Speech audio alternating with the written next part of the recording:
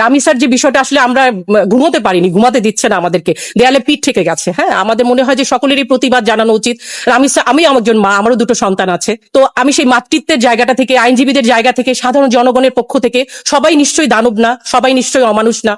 তো আমি জানি, আমরা মনে করি যে সকল মানুষকে, বিবেকবান মানুষকে এই বিষয়টা নাড়া দেবে। সরকার চাইলে, ইচ্ছা করলে এ ধরনের দানবদেরকে দমন করার জন্য, আগামীর ভবিষ্যৎ প্রজন্মকে সুরক্ষা দেওয়ার জন্য এবং আমাদের এই জাতিকে সুরক্ষিত রাখার জন্য এদের দৃষ্টান্তমূলক শাস্তির ব্যবস্থা করবে। আসলে আসলে এখানে আসলে যেখানে একজন আসামি 164 দেয়, তো সেখানে আসলে আপিলের নামে, আনুষ্ঠানিকতার নামে এটা আরেকটু বিচার বিলম্বের দিকে নিয়ে যাচ্ছে কিনা, বিচারহীনতার দিকে নিয়ে যাচ্ছে কিনা, মানে যত বেশি আনুষ্ঠানিকতা আমার কাছে তত বেশি অস্পষ্টতা লাগে আসলে বিষয়গুলো।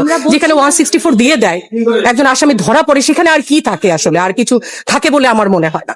আইন আমাদেরকে কিভাবে সেফ রাখবে? আর আমাদের আইনমন্ত্রী উনিও বলেছেন যে দ্রুততম সময়ের মধ্যে এটা নিষ্পত্তি করার আমাদের চেষ্টা আইনমন্ত্রীও করবেন। কঠোরভাবে এগুলো নিয়ে কাজ করে যাচ্ছেন। আশা করি যে আমাদের এই ধরনের চাঞ্চল্যকর বিষয়ে আমরা দ্রুত বিচার পাবো। বলাৎকার এবং ধর্ষণ আসলে দুটোই আসলে মুদ্রার এপিটোপিট। মানে জিনিসগুলো আসলে ছেলে বাচ্চা বলে আমরা এটাকে ধামাচাপা দেওয়ার চেষ্টা করি, বাট দুটোই কিন্তু খুবই খুবই অন্যায়, অমানবিক, এটা মানা যায় না।